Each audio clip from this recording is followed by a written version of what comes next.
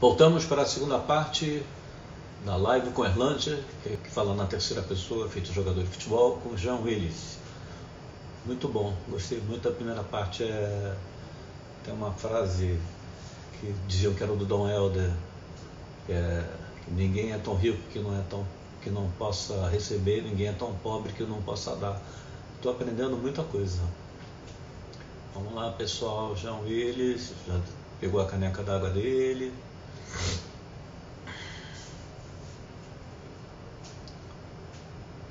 Meia-noite para ele já. Deve estar agora, é 1h da manhã. Jean Willis, vamos lá.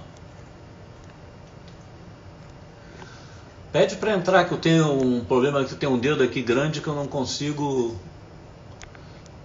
Eu tenho uma assistente que me ajuda aqui. Esse dedo é uma droga. Solicita, por favor. Carolina!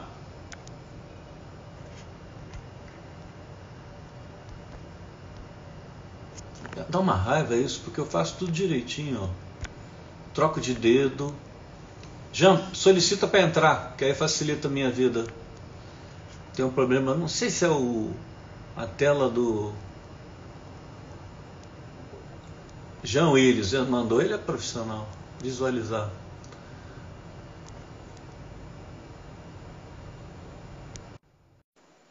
Vamos lá. Dou-lhe uma, dou-lhe duas. Cá Oi, estamos. querido. E eu falando que a sua primeira candidatura foi antes da internet, você é um cara de internet e vítima dela. Já que a gente está no capítulo do politicamente incorreto, eu não estudei. Estudei um pouquinho. Eu vou falar uma coisa que eu sei que vocês consideram um absurdo, mas eu queria saber qual é a tua visão. Eu acho que a homofobia é um negócio que desperta uma violência, uma virulência tamanha que está mexendo na sexualidade da pessoa. Mas já me disseram, você não pode dizer que todo homofóbico no fundo é um gay enrustido. Eu não estou muito certo disso, não. É uma bobagem? Não, não é necessariamente uma bobagem. Eu vou te pedir que desabilite os comentários pelo Opa, mesmo motivo que a gente... esqueci. Mas olha Tudo só, bem. você está perdendo um festival, eu não estou vendo, mas um festival de elogios. Você não tem ideia, quando eu postei que ia fazer com você, você tem um fã-clube da maior responsa. Bacana, meu caro. Mas olha, Vamos deixa eu lá. te dizer, deixa eu te explicar. Da mesma maneira que a gente fala em racismo estrutural, né? O racismo é uma estrutura.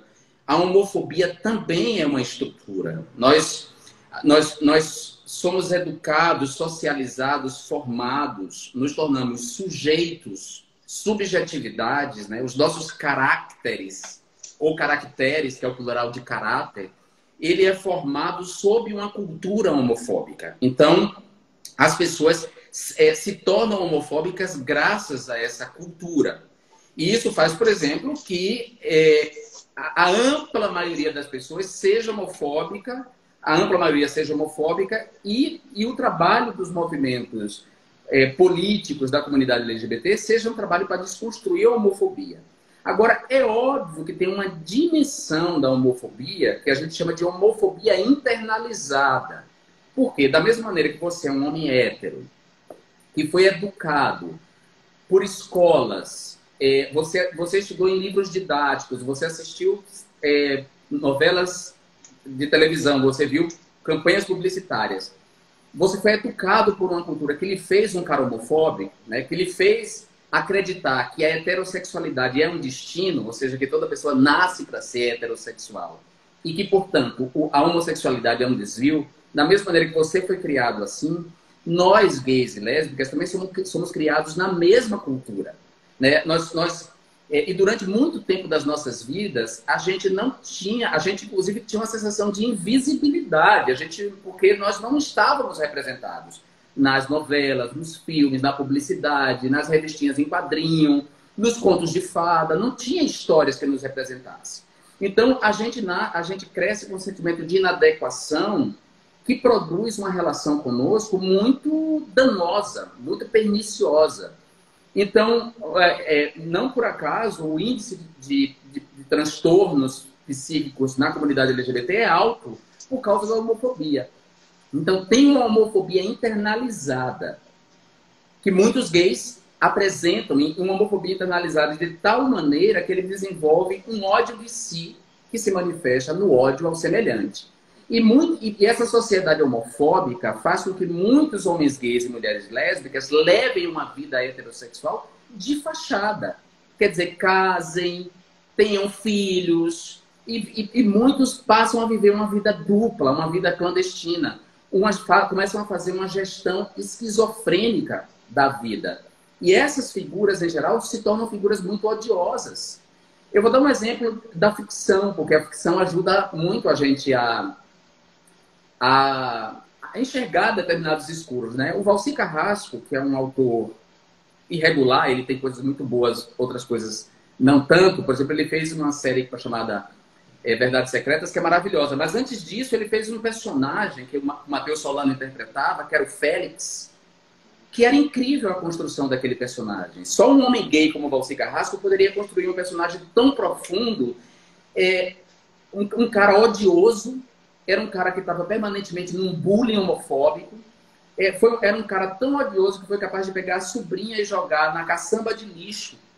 Mas era um cara que tinha... Por que ele era assim? Porque ele tinha uma homofobia internalizada. Ele sofria uma homofobia desde criança com o pai que desprezava ele porque ele era gay, que humilhava ele porque era gay. E a vida inteira dele, ele cresceu tentando conquistar o amor desse pai que desprezava ele profundamente porque ele era gay. Aí ele fez tudo para agradar o pai. Ele casou com mulher, ele teve filho, ele vivia uma vida hétero de fachada e ele virou uma pessoa odiosa. Então, é óbvio que há homofóbicos que são pessoas reprimidas, né? Eu acho, por exemplo, que o filho do presidente da República, o 02, eu nunca sei direito qual é a classificação deles, mas o que comanda o esquema das fake news, por exemplo, ele é um cara profundamente reprimido. É evidente que aquele sujeito tem uma repressão sexual, quer dizer, o pai já é uma figura muito reprimida sexualmente, com a sexualidade reprimida, permanentemente com xiste de cunho sexual. Aliás, recentemente a gente foi obrigado a ver aquela cena abjeta dele fazendo uma piada de duplo sentido, quer dizer, um comentário de duplo sentido com uma criança de 10 anos, né? Ou seja, o pai já é uma figura reprimida sexualmente, com muitas nuances de repressão sexual. O filho, mais ainda, e o filho virou essa pessoa odiosa, né? Capaz de mentir, capaz de comandar um esquema de fake news, de destruição de reputações, de atacar as pessoas pela sexualidade, né? Você vê que eles sempre buscam atacar as pessoas pela sexualidade. Então, claro que tem uma manifestação da homofobia que se dá nessa repressão. E, de uma maneira geral, o ódio à comunidade LGBT vem muito de uma inveja, né, do gozo da gente. Né? As pessoas reprimidas sexualmente, as pessoas que não vivem o seu gozo livremente, as pessoas que são reprimidas por estruturas como igrejas, né, por instituições como igrejas, como famílias repressoras e que não vivem plenamente a sua sexualidade, quase sempre odeiam e têm uma inveja de quem vive plenamente sua sexualidade. Né? A gente viu agora essa cena pavorosa no Rio de Janeiro, no Leblon, em que uma moça de biquíni, né, feliz de biquíni, beijando uma outra moça, incomodou a tal ponto uma sujeita que ela foi lá e jogou uma garrafa, como se estivesse apedrejando.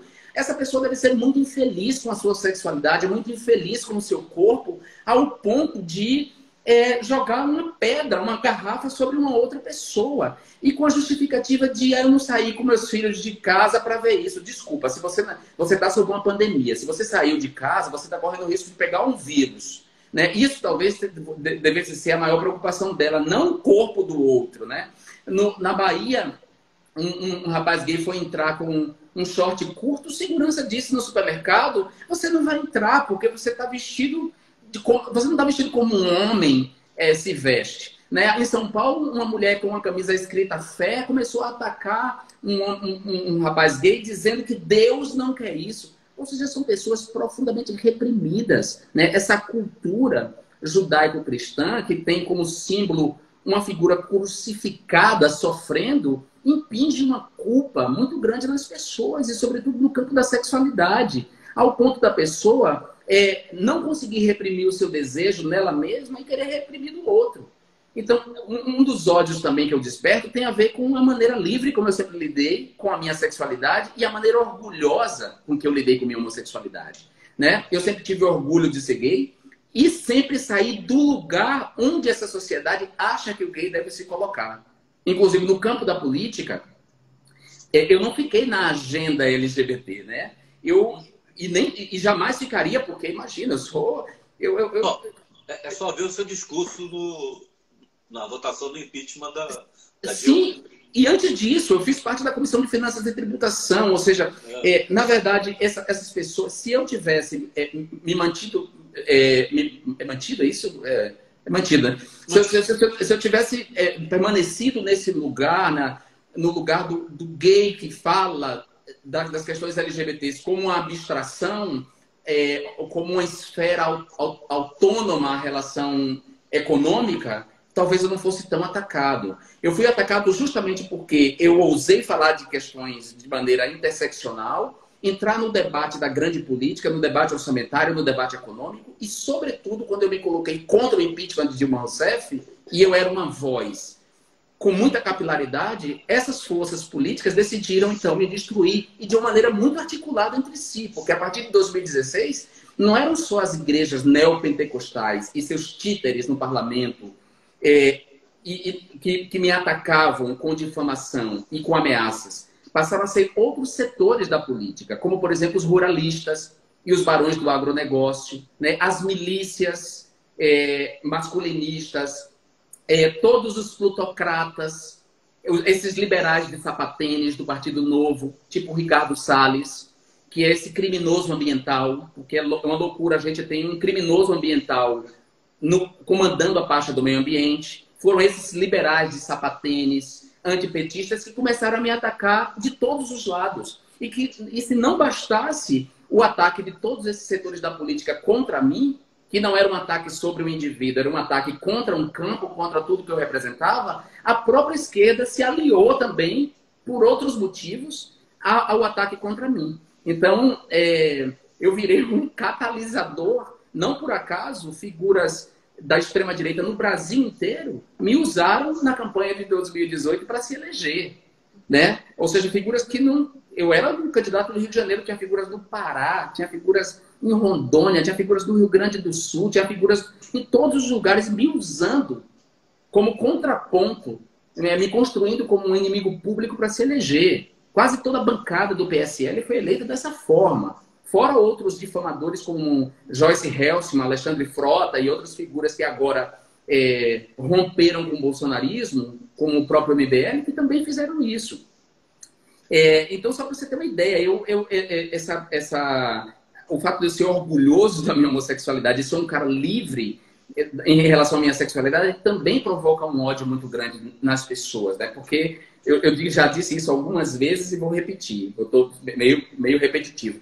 Mas paira sobre mim sempre o fantasma da bicha arrogante, porque eu tenho conhecimento, né? E eu falo de igual para igual, né? Ou seja, eu não sou melhor do que ninguém, mas eu não sou pior. E não adianta nenhum político de prestígio, à esquerda ou à direita, achar que está um degrau acima de mim, porque não está. Vai falar de igual comigo, eu vou falar de igual, né? Assim, quando... por exemplo, eu fiz umas duras críticas a Ciro Gomes, que ainda é muito machista, e é muito machista mesmo, embora ele negue. Eu fiz umas duras críticas a ele e a maneira misógina até, como ele atacou Márcia Tiburi, e é muito fácil um cara como ele atacar Márcia Tiburi. Simplesmente o partido dele tentou circunscrever o debate a mim como uma candidata trans do partido dele. Eu falei, desculpa, mas minha conversa não é com ela, né? Com ela eu discuto as questões de transexualidade e travestilidade. O meu debate é com Ciro Gomes.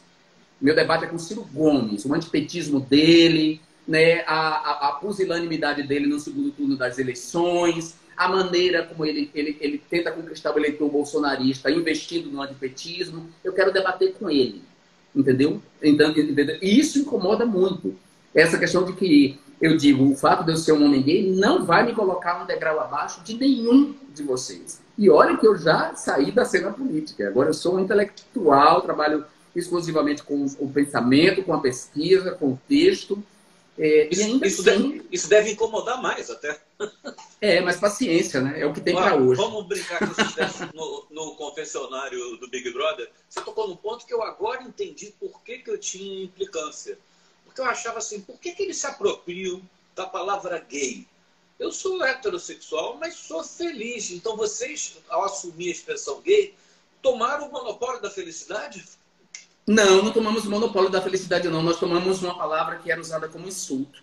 Não sei se você lembra quando o Renato Aragão... Verdade.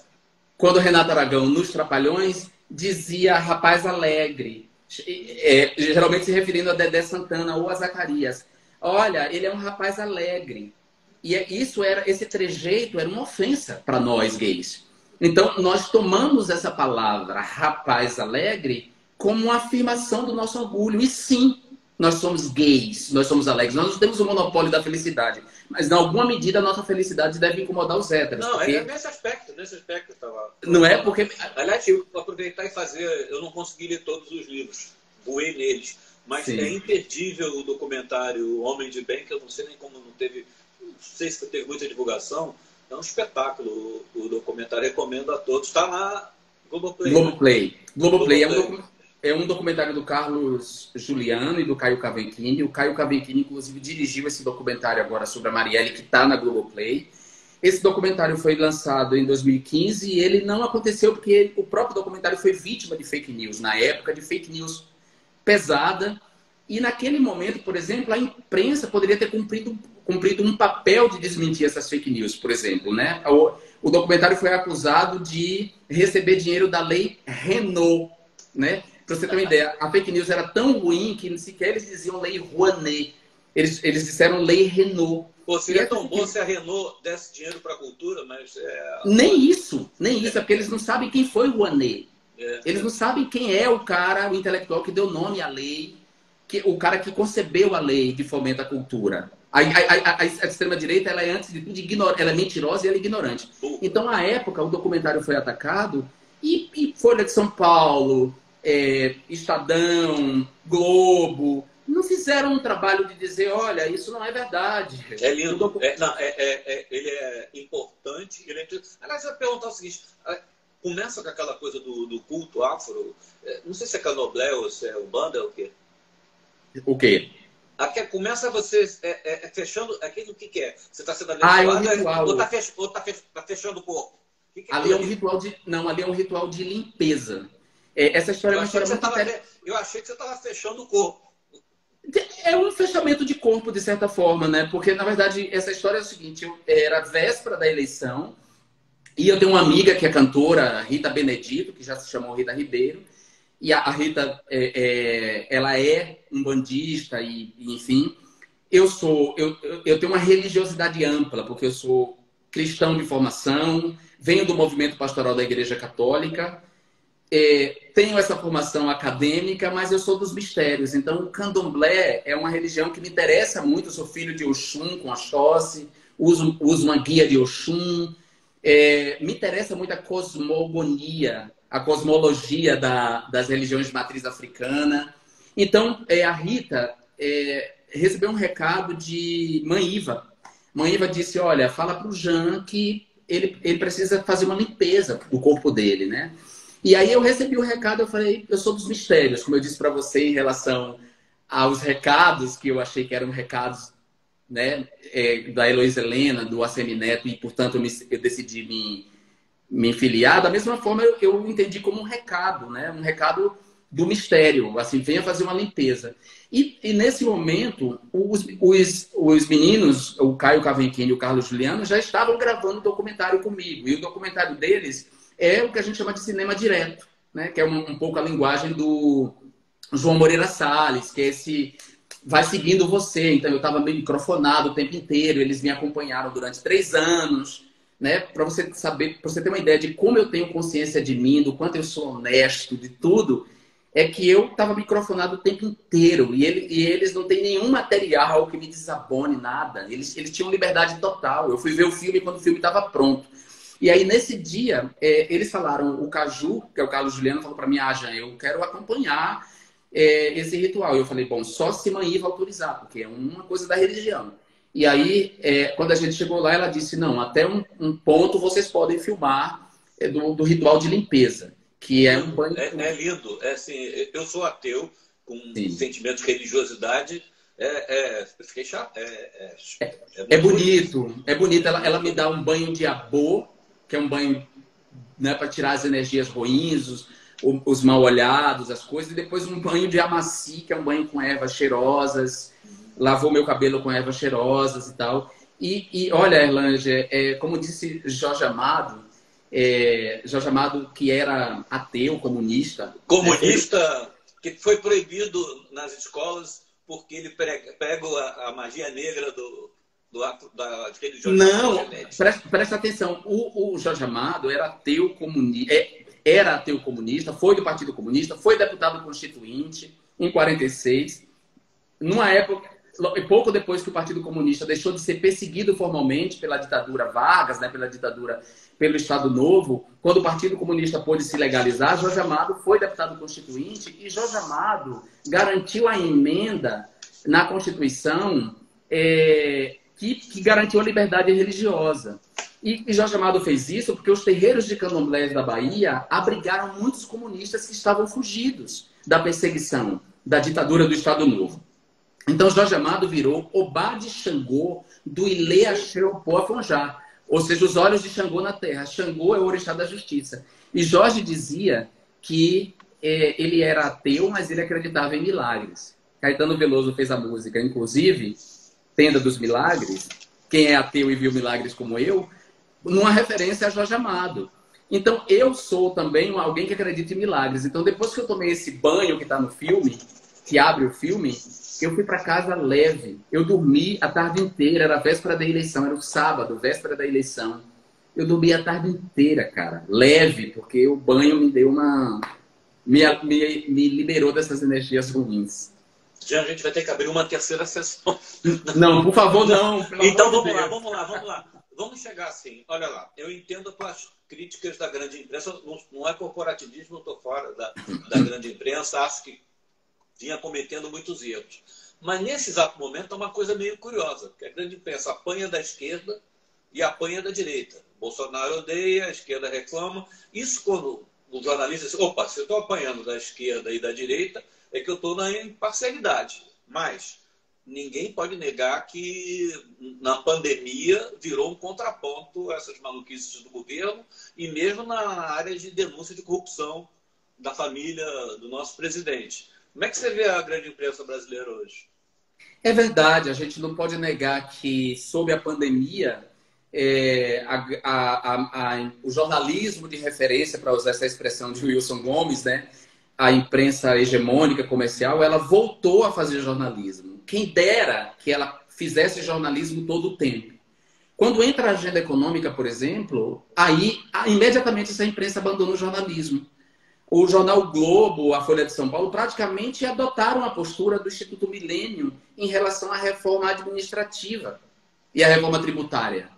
A Globo News não dá espaço para um debate sério, profundo sobre a reforma administrativa e sobre a reforma tributária. Houve apenas quem interessa. Então, quando se trata da agenda econômica e de defender Paulo Guedes, a Globo, Estadão, Folha esquecem de fazer jornalismo. Na relação com o fascismo de Bolsonaro, aí está se fazendo jornalismo. É claro que com isso eu não estou fazendo críticas pontuais a pessoas, porque eu sou jornalista, sei quanto jornalista é corporativista, o quanto jornalista não gosta de crítica, né? Adora criticar, mas não gosta de crítica. Mas eu fico feliz quando eu vejo que esses jornais estão fazendo jornalismo na denúncia, por exemplo, da corrupção da família Bolsonaro, mas fico puto quando eu vejo que abandona completamente o jornalismo quando se trata de defender Paulo Guedes, né, de botar panos quentes para a política econômica de Paulo Guedes. Ou seja, eu não acho que necessariamente o fato de apanhar da direita e da esquerda seja sinônimo de imparcialidade. O próprio Wilson Gomes diz isso também. Pode estar errando com os dois lados. Né? E eu acho que muitas vezes erra-se dos dois lados. Né? Essa imprensa errou muito ao passar pano para Bolsonaro, né? Durante a campanha eleitoral. O antipetismo era tão grande, a vontade de derrotar a chapa Haddad era tão grande que fez com que o William Bonner fingisse no ar que Bolsonaro não estava inventando uma mentira com a questão do kit gay. A gente nunca vai esquecer disso, entendeu? Eu sei que muitas vezes algumas figuras da imprensa não gostam quando a gente lembra disso. Mas tem que lembrar, porque a imprensa vive cobrando autocrítica. A imprensa vive exigindo autocrítica das pessoas. Eu não vejo muita autocrítica, né? Hoje eu vi o Reinaldo Azevedo, eu quis tomar isso como uma autocrítica, embora não tenha o nome de autocrítica, nem seja um pedido de desculpas públicas dele a mim, mas eu li como um pedido de desculpas públicas na medida em que ele, ao criticar a postura de Bolsonaro, ele me cita positivamente. Né?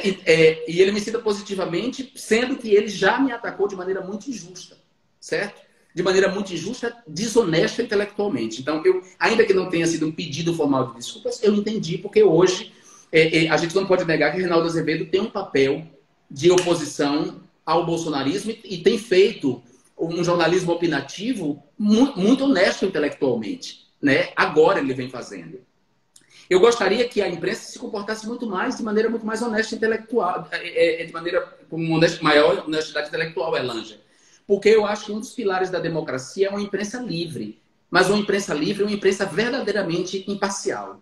Eu queria ver mais vozes na Globo News. Eu não queria que a Globo News chamasse comentaristas negros apenas para falar de racismo. Eu não gostaria que a Globo News chamasse pessoas LGBTs apenas para falar das questões LGBTs. A Globo News deveria ser plural. E ser plural não implica em fazer o que a CNN faz, né? Que é, por exemplo, equiparar racistas ao antirracismo. Quer dizer, isso não é debate. Você não pode pegar um negacionista do Holocausto, um judeu, e colocar e dizer que as duas opiniões valem a pena. Não é disso que eu estou falando. Eu estou falando de pluralidade baseada na honestidade intelectual. E eu acho que essa imprensa ela deveria fazer uma autocrítica. A Globo, por exemplo, o Grupo Globo demorou anos para dizer, olha, metemos os pés pelas mãos e acabamos empoderando um regime que durou 24 anos e que matou muita gente, desapareceu com outras tantas, sequestrou e torturou. Bolsonaro foi para a ONU e mentiu descaradamente. Bolsonaro acusou os povos indígenas e os caboclos de colocarem fogo no Pantanal e na Amazônia quando se sabe, uma investigação da própria polícia aponta que são fazendeiros. E os jornais não foram capazes de dizer que Bolsonaro mentiu e envergonhou o país. Usaram fuga da realidade, quer dizer, começaram a usar eufemismos. E por que esses eufemismos? Ora, porque a agenda econômica desse governo ainda interessa essa imprensa. Então, eu acho que a imprensa, que não gosta de ser censurada, tem que aprender a ouvir crítica. Tem que aprender a ouvir crítica e tem que fazer meia-culpa, né? E eu volto a dizer, Vera Magalhães, ela chamou, que hoje apresenta o Roda Viva, esse programa de prestígio, Vera Magalhães chamou Guilherme Boulos de bandido. Disse que o fato da Folha de São Paulo ter Guilherme Boulos entre os seus colunistas era banditismo puro e simples. Essa mulher nunca pediu, essa sujeita nunca pediu desculpas públicas a Guilherme Boulos, certo? Depois ela foi vítima de fake news e de ataque bolsonaristas. E aí ela demandou por uma solidariedade. Peraí, Vera. Quer solidariedade? Aprenda que a solidariedade é de mão dupla. Aprenda a ser honesta intelectualmente com a esquerda. Não fique aproveitando qualquer oportunidade para desqualificar o ponto de vista da esquerda ou para difamar a esquerda. Afinal de contas, não existe democracia se a gente não considerar a posição de esquerda, de direita e de centro, né? Por exemplo, eu não critico ninguém por ser de direita. Eu respeito a direita inteligente, a direita liberal, tenho divergências, mas não ataco, nem invento mentiras sobre essas pessoas, né? Eu tenho divergências com o Pedro Doria, que é um cara que eu respeito, tenho muitas divergências com ele. Não vou atacá-lo, nem vou usar de desonestidade com ele. Eu posso debater com ele, mas não vou atacá-lo. Eu tenho diferenças com o Celso Barros, certo? Divergências em relação ao Lava Jato, por exemplo. Mas eu não ataco ele com fake news, nem vou chamá-lo de bandido. Então, essa imprensa, e determinados jornalistas dessa imprensa, precisa aprender a respeitar os intelectuais e as pessoas da esquerda. E não ficar agindo de acordo com a conveniência, com sua conveniência, né? E demandando solidariedade quando o bolsonarismo ataca. O bolsonarismo não quer uma imprensa livre, né? O PT suportou 2 mandatos de Lula e 1 de Dilma sob constante crítica diuturna dessa imprensa. O PT não foi autoritário, o PT não cessou a imprensa, Lula não xingou, não deu banana, Lula não desqualificou nenhum jornalista, Lula não usou suas milícias para ser machista com uma jornalista, como as milícias bolsonaristas foram com a Patrícia Campos Melo e com a própria Vera Magalhães. O PT suportou todas essas críticas e o PT era acusado de querer produzir censura. E agora essa imprensa está sob um ataque real do bolsonarismo e fica se comportando dessa maneira, passando pano, quer dizer, sem dizer o que tem que ser dito. Não pode, Alanja. Não pode. Se todas as instituições têm que fazer autocrítica, a imprensa também tem que fazer autocrítica. Ela é uma instituição democrática que, para continuar sendo um pilar da democracia, ela tem que fazer autocrítica, ela tem que agir com imparcialidade. Eu sei que algumas pessoas não vão gostar. Né? Como eu disse, jornalista, eu convivi muito tempo em redação, eu sei muito bem quão sedutor é esse mundo, né? E o quanto, por exemplo, a proximidade, sobretudo dos jornalistas que trabalham com política, a proximidade com esse mundo do poder faz com que muitos comecem a se comportar como parte desse mundo, né? Se casem, inclusive, com políticos e comecem a misturar os seus interesses pessoais. O Lauro Jardim cometeu agora uma pistolagem jornalística contra a Manuela Dávila. Quer dizer, como é que esse cara quer respeito fazendo esse tipo de pistolagem jornalística? Não pode, cara. Não pode. Entendeu? Assim, por que não dá para ser com a Mônica Bergamo? A Mônica Bergamo é, sim, uma jornalista de respeito. Sim, uma jornalista imparcial. Uma jornalista que apura fato. É isso que a gente espera do jornalismo. Não está esperando adesão política, não. Está esperando honestidade. Sabe? Uma manchete daquela, como ele fez contra a Manuela Dávila, é evidente que esse cara está ajudando o candidato concorrente da Manuela. E a gente não pode admitir isso. Essa transformação que a gente está vivendo implica uma transformação também desses meios. E aí eu queria convidar as pessoas a acompanharem e assinarem meios alternativos. A revista Fórum, o Socialista Morena, a Ponte, Nexo, É o País. É um jornalismo que é mais independente, é o País Brasil, a revista Piauí, que tem uma ligação ainda com o Grupo UOL. Mas assim, a Folha de São Paulo, se quer seguir com o jornalismo independente, pô, não pode fazer editoriais como o que foi feito passando pano para Bolsonaro. Quer dizer, não trata a gente como idiota, porque as mídias sociais, ainda que ela nos aprisione em bolhas, ela nos deu voz e capacidade de crítica, né? E a gente não pode ter indignação seletiva. Quer dizer, as fake news viram um problema, a destruição de reputação vira um problema quando é Felipe Neto.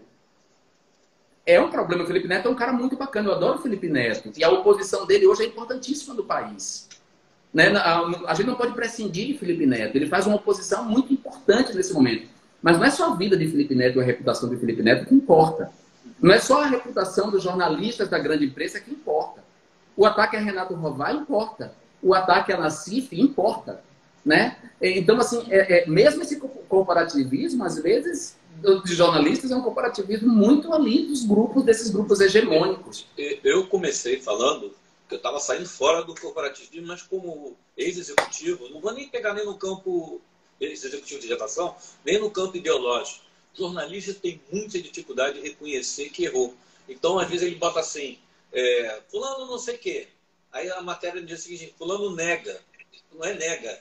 Ele errou. Mas por falar em erro, você me abriu aí, já falou muito nessa criatura. Você se arrepende? Foi um erro ter cuspido no Bolsonaro? Não estou dizendo qual seria a vontade nacional que você representou naquele momento. Mas parlamento, tá? Você se arrepende de ter cuspido? Não, de forma nenhuma.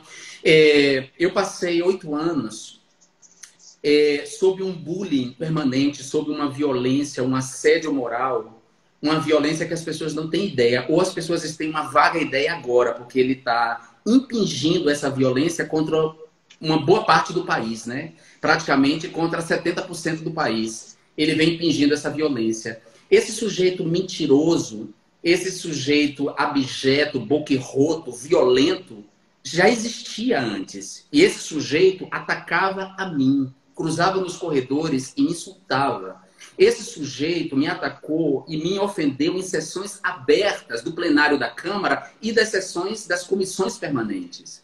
Esse sujeito me chamou de queima-rosca na frente da televisão. E a televisão, os jornalistas que cobriam a Câmara, os meus colegas, aceitavam e naturalizavam isso porque se tratava de uma violência contra um homem gay. E a honra e a reputação de um homem gay não importa. Por isso todos riam cada vez que ele me defendia. Eu fui submetido a esse horror por 8 anos. 8 anos, esse sujeito me ameaçou, esse sujeito usou a estrutura do gabinete dele para me difamar, para mentir, para me ameaçar com suas milícias que já existiam naquele momento. Naquela noite, eu fui xingado, a noite que o Congresso Nacional, a Câmara dos Deputados estava decidindo o destino de uma presidenta eleita democraticamente, nessa noite em que ele elogiou um torturador, nessa noite ele me ofendeu.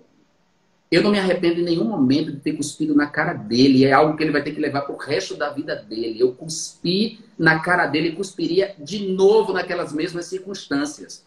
E vou lhe dizer, acho curioso que o meu cuspe na cara de um fascista que me ofendeu e que me ofendia e que me humilhava e que me assediava se torne algo mais grave num parlamento em que o avô do Collor de Mello matou um cara a tiros.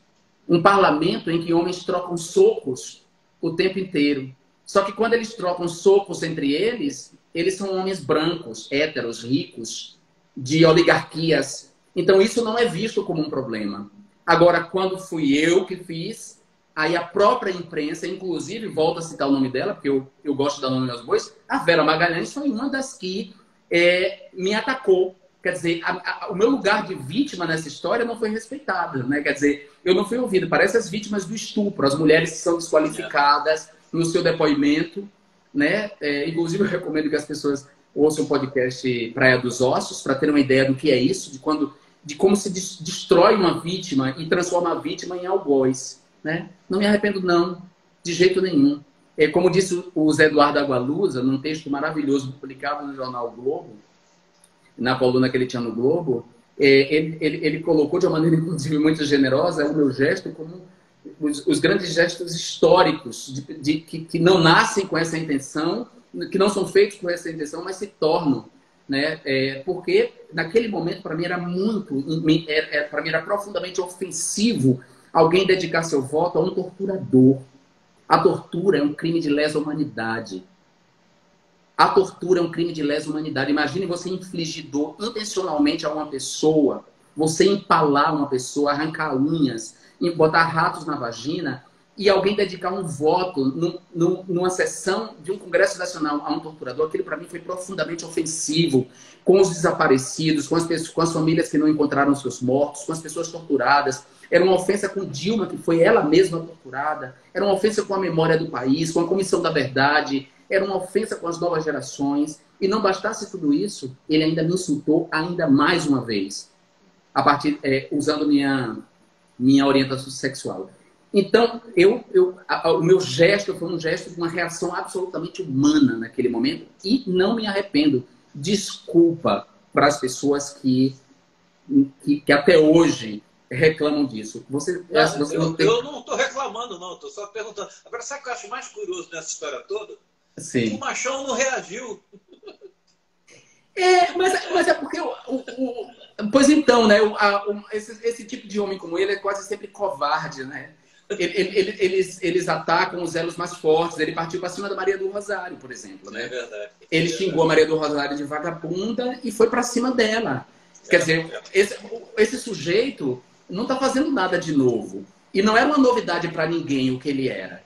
Né? Não era novidade, inclusive, para a imprensa o que ele era. Ele já tinha xingado Maria do Rosário de vagabunda, já tinha dito que Maria do Rosário não merecia ser estuprada porque era feia. Ele já tinha feito tudo isso quando ele era candidato à presidência da República. Ninguém pode se dizer enganado. Bolsonaro, eu li hoje o resultado da pesquisa de eu esqueci o nome dele, é Nicolau, mas eu esqueci o sobrenome agora, em que ele diz que Bolsonaro é uma inegável liderança, né? E ele inclusive faz uma comparação de Bolsonaro com Lula. Bom, eu não li o livro dele, eu não li a pesquisa dele, eu vou ler com muito interesse, porque para mim Bolsonaro não é uma liderança. Bolsonaro é um catalisador de medos e preconceitos, um catalisador movido a mentira e fake news. É diferente de Lula. Lula é uma liderança. Lula é uma liderança forjada no trabalho da liderança, no engajamento, no trabalho de convencimento das pessoas. O Lula é uma liderança. Bolsonaro e Lula só podem ser comparados em termos psicanalíticos, né? Na medida em que Lula encarna um pai amoroso, um pai acolhedor, né? Há elementos de populismo no lulismo? Há. Mas Lula encarna o pai amoroso.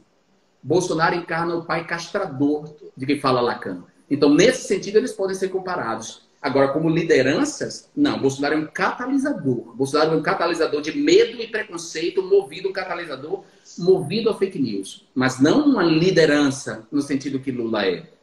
Não uma liderança no sentido que o Mujica é, que a Cristina Kirchner é, ou mesmo, não me ocorre agora nenhuma, que o Clinton é, por exemplo, para se falar em alguém da direita, né?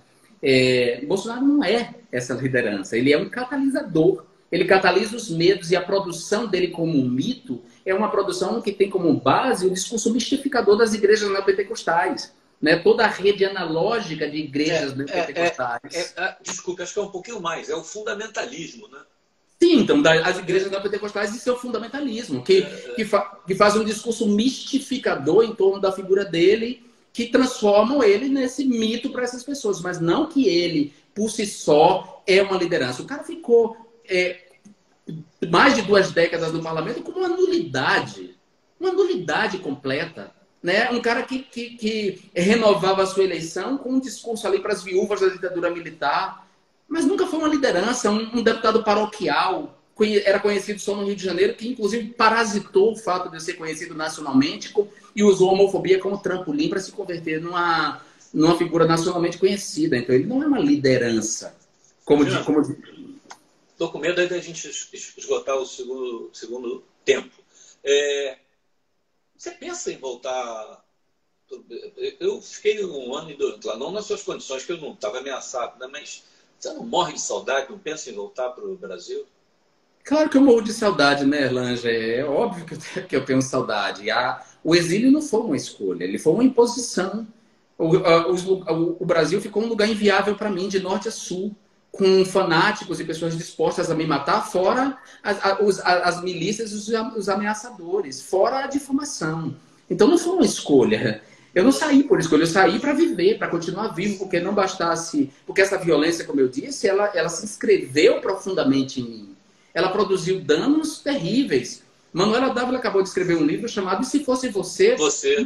Ela dá um depoimento, ela e a Maria do Rosário, a Lola Aronovitch, outras figuras vítimas, tem muito a massa de figura, a gente tem muito a dizer sobre os efeitos. O Felipe Neto agora, por exemplo, está vivendo isso. Não, eu fiz uma pesquisa e é uma coisa curiosa, porque você tem fake news positiva. Sim. Você é o único caso que só tem fake news negativa. Não uma coisa, é um massacre, é um negócio... Um massacre, é um massacre. Um massacre porque eu era a pessoa especial para ser construída como inimigo público, né? Para catalisar esses medos. Por isso eu digo, né? Lula é catalisador também, mas Lula tinha fake news positivas sobre Lula, né? Por exemplo, Lula em relação a mim não há fake news nenhuma positiva, todas são negativas e ainda hoje eu continuo sendo vítima das fake news. A fake news de que eu tinha vendido o mandato para o Greenwald, a fake news de que eu tenho envolvimento no atentado que esse sujeito sofreu em 2018, e sempre que eles querem criar uma cortina de fumaça nas mídias sociais, eles recuperam essas fake news. Sempre que eles querem produzir a coesão da sua massa nas mídias sociais, ou que eles desejam mobilizar suas milícias, eles me usam como uma espécie de agregador, de sujeito agregador desses ódios, né? Então, assim, eu tenho muita saudade, óbvio. Eu tenho saudade. Você diria, assim, em que condições você acha que você... Por exemplo, enquanto Bolsonaro for presidente, é inviável. É inviável. Eu volto quando o fascismo tiver sido derrotado no Brasil. Quando o Brasil tiver uma normalidade democrática. Quando as instituições estiverem operando democraticamente, né? Quando esse narco-estado, essa narcomilícia-estado tiver sido desfeita. Né? E eu acho que uma parte da reconquista democrática no Brasil implica em responder quem matou Marielle Franco e implica numa defesa séria dos biomas e dos povos indígenas atualmente ameaçados. Então, se as eleições de 2016 são eleições importantes para a retomada desse campo democrático, o trabalho dentro das instituições democráticas é importante, do Ministério Público e de instâncias do Judiciário que foram colonizadas pela extrema-direita, né? E a gente viu que a Lava Jato funcionou como isso, uma espécie de colonização desses espaços. Quando a gente equilibrar um pouco nas câmaras de vereadores a presença de pessoas do campo democrático, do campo progressista, e sobretudo quando a gente tiver derrotado esse culto, né? Essa seita chamada bolsonarismo, que é uma seita violenta, uma seita que não admite a divergência e uma seita que trabalha contra o país. Né? São 140 mil mortos de Covid-19 por causa do negacionismo, cara. Ou seja, então, quando isso acontecer, talvez seja o momento de eu voltar, né? Mas aí volta para a política? Não, eu não pretendo, não. Bom, claro que eu não tenho controle sobre o futuro. Eu diria que hoje eu não volto, não quero voltar. Eu estou feliz com esse lugar que eu ocupo. Eu estou feliz com o meu trabalho como um escritor, como intelectual, com as aulas, conferências, com análise, com os desenhos, porque eu desenho também, pinto. Eu quero voltar a escrever ficção, que é uma coisa que eu gosto. Eu estreiei na literatura com ficção e eu quero voltar a escrever ficção em algum momento. Eu quero me curar das feridas que esse horror produziu em mim, porque eu não estou de todo curado delas. Eu quero me curar, foram coisas terríveis feitas contra mim, ainda são feitas. E dar minha contribuição desde esse lugar, que eu acho que é um front também importante. Né? Eu não quero voltar. Eu, quando tive que identificar você na foto, eu não botei política, obviamente, mas ativista. Você continua, de certa forma, fazendo política sem precisar de mandato nem de partido. Para encerrar, primeiro, como é que você vê a esperança e qual seria o teu grande sonho? Pode ser pessoal mesmo. Olha, eu não tenho assim um grande sonho, né? Eu tenho muitos sonhos, porque enquanto a gente vive, a gente deseja, né? Enquanto a gente vive, a gente se transforma. A gente pode ter uma impressão de que o nosso eu é o mesmo. Desde que a gente se entende por gente, a gente tem uma falsa impressão de que nosso eu é o mesmo. Mas nosso eu nunca é o mesmo. A gente está sempre se transformando, não só do ponto de vista cultural, mas do próprio ponto de vista clínico mesmo, dos processos físico-químicos do nosso corpo. A gente está mudando. Eu tenho cabelos brancos hoje, eu estou mudando. Eu tenho sonhos de que aquele Brasil que a gente começou a construir depois da reconquista democrática, que a gente volte a reconstruir aquele Brasil. Sobretudo aquele Brasil da era Lula, aquele Brasil que me elegeu no Big Brother Brasil em 2005. Aquele era um Brasil de felicidade, era um Brasil em que as pessoas estavam vivendo uma prosperidade econômica. Quando as pessoas vivem uma prosperidade econômica, quando as pessoas têm uma segurança sobre o seu futuro, o futuro dos seus filhos, quando as pessoas conseguem olhar o futuro e se imaginar no futuro, elas são mais abertas, elas são tolerantes, né? E aí a gente precisa retomar esse Brasil. E a gente vai retomar esse Brasil se a gente combater a desigualdade. A gente vai retomar esse Brasil se a gente não enfraquecer o Estado. Porque a Covid-19 mostrou que o Estado não pode ser enfraquecido. A gente vai retomar o Brasil quando a gente tiver pessoas menos egoístas nas elites, né? Quando as elites forem menos egoístas, desejarem lucrar menos. A gente vai ter um Brasil melhor quando a gente lembrar que o equilíbrio climático e a continuidade da espécie depende de biomas que estão no Brasil importantíssimos. Então, esses são os meus sonhos do momento. Fora esse sonho maior, para o qual eu estou lutando, eu tenho vontade de publicar de novo uma ficção, voltar a escrever ficção. E é isso, e ter vida e saúde para continuar existindo e vivendo as pequenas felicidades, porque a nossa felicidade também é importante e a felicidade é uma afirmação política fundamental. Faz parte da extrema-direita nos tornar infelizes, né? Botar a gente permanentemente numa ansiedade, numa tensão, despertar o ódio da gente, fazer com que a gente mire o abismo, e a gente tem que responder com felicidade. E o samba é um exemplo disso, né? O samba é pai do prazer. O samba é filho da dor, mas o samba é pai do prazer. Então nós temos que sambar mais, nós temos que cantar mais, Temos que ser mais Tereza Cristina, mais Rita Benedito, mais Alice Caymmi, mais Pablo Vittar. Temos que ser mais, né, mais literatura, mais... Temos que ser esse Brasil. Nós temos que recuperar esse Brasil. Nós temos que ter vontade de ser esse Brasil. A Maria Ribeiro, a Renata Souza, a Benedita, essa diversidade, o Todd Tomorrow. Nós temos que ser esse Brasil. O Erlanger. Nós temos que nos unir. Você também. Nesse campo democrático, o Eduardo Moreira. Ou seja, tem muita gente, a Lília Schwartz. Nós somos esse Brasil e nós temos que impor esse Brasil contra esse outro Brasil. Esse Brasil que desconhece o Brasil, como diz a música, né? Esse Brasil que está matando o Brasil. Esse outro Brasil precisa resistir. Jean, é isso. Muito, muito bom te ouvir. Algumas pessoas ficam falando, ouviu, Jean, olha só, tem que ouvir, tem que ouvir. E queria pedir licença para pegar carona no teu sonho, tá? Porque eu acho que eu não mudaria praticamente nada. Te agradeço muito. Obrigado. Tá? Desculpe pelo horário. Vai dormir ou ainda você vai dormir mesmo? Eu vou comer. Ai, caramba, deixei você sem jantar.